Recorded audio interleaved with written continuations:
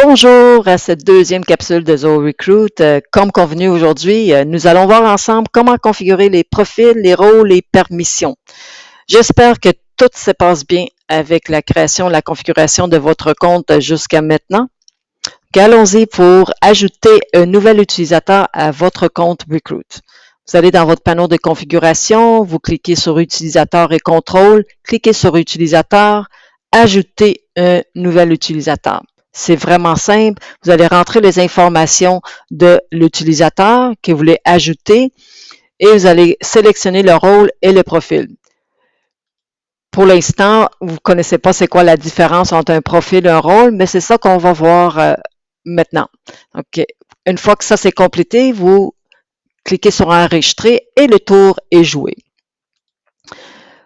Dans ZoRecruit, les rôles et les profils sont conçus pour maintenir la sécurité des données.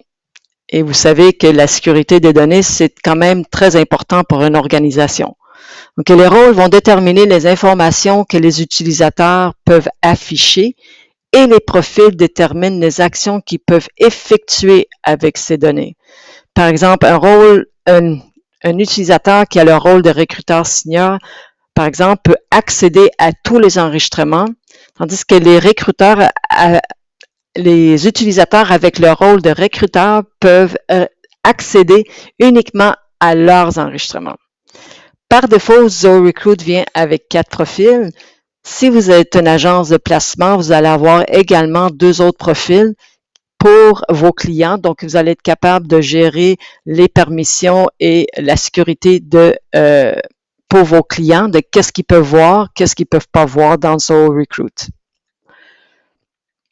Vous savez, l'administrateur peut effectuer toute action, tandis que les autres profils sont limités dans qu'est-ce qu'ils peuvent faire. Vous pouvez aussi ajouter un nouveau profil ou de nouveaux profils, comme vous voulez. Simplement, vous cliquez sur Nouveau profil. Vous allez ajouter, on va dire, recruteur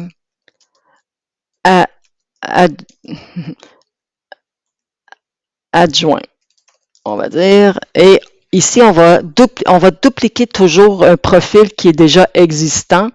Cela, ça permet d'être obligé de tout refaire à zéro. Donc, c'est préférable et on vous le suggère fortement de toujours utiliser un profil. De toute façon, c'est obligatoire que vous allez choisir un profil et vous allez cliquer sur Enregistrer et le profil est créé. À partir d'ici, vous pouvez venir cliquer sur qu'est-ce que vous voulez donner comme autorisation à votre profil. Donc, vous cliquez sur Modifier et vous pouvez venir ici simplement avec un clic donner oui, je veux pas qu'il y ait modifié les entretiens ou oui ou non. Donc, vous venez choisir qu'est-ce que vous voulez donner comme autorisation à ce profil-là. Vous cliquez sur Enregistrer et c'est fait. Sous l'onglet Partage, excusez, je m'avance. On allait voir les rôles maintenant.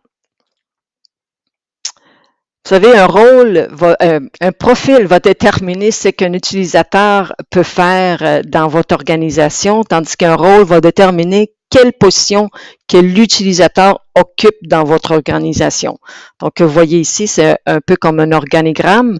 C'est comme votre organigramme d'entreprise, mais c'est pour ZoRecruit. Donc, vous venez sélectionner le rôle. Vous pouvez ajouter un rôle aussi que vous voulez donner à vos utilisateurs dans ZoRecruit.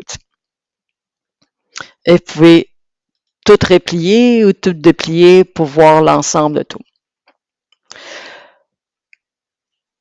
Dans l'onglet Partage des données, vous pouvez étendre le droit d'accès aux utilisateurs avec des rôles différents ainsi que des groupes différents.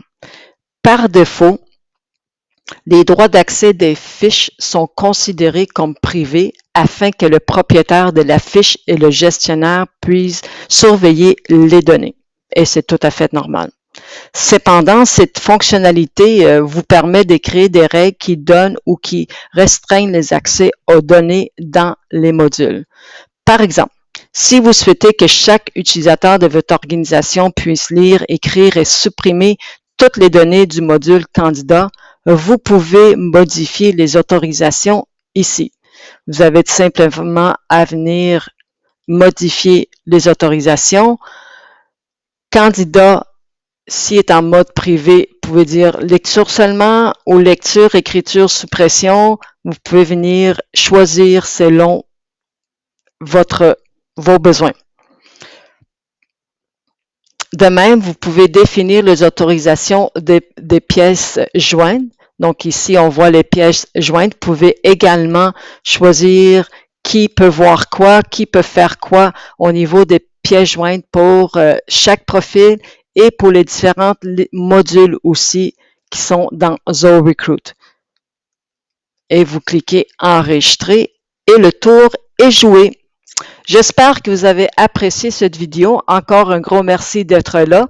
On se voit très bientôt pour une autre capsule ZoRecruit. À la prochaine!